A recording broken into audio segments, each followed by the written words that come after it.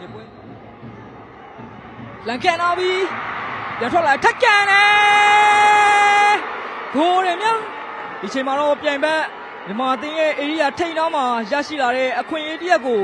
မင်္ဂလာတီအသင်းအကောင်းဆုံးတုံးချသွားနိုင်ခဲ့ပြီဖြစ်ပါတယ်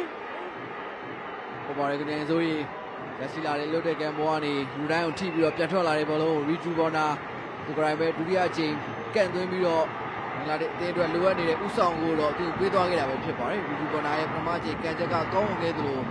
တိယအချိန်ကံချက်ကပိုပိုကောင်းဝင်ခဲ့ပြီးတော့တွင်းကိုအဖြစ်ပါပြောင်းလဲနိုင်ခဲ့တာပဲဖြစ်ပါတယ်ဖွင့်ပွဲစဉ်မှာတော့လည်း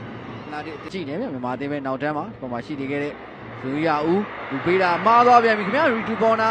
မင်္ဂလာတီအသင်းပဲခွင့်ရကိုအသုံးချနိုင်မလားစောင့်ကြည့်ရမယ်ရီဂျူဘောနာရှင်လာကန်လာပြီပွဲစီရီဂျူဘောနာရဲ့ဒုတိယမြောက်သွင်းကိုဖြစ်တယ်လို့ဘင်္ဂလားဒေ့ရှ်အသင်းကိုဦးဆောင်စေခဲ့ပြန်ပြီဖြစ်တဲ့သွင်းကိုတကိုးပဲဖြစ်ပါတယ်။ဒီမှာနောက်တန်းအမားအနေနဲ့ဘင်္ဂလားဒေ့ရှ်အသင်း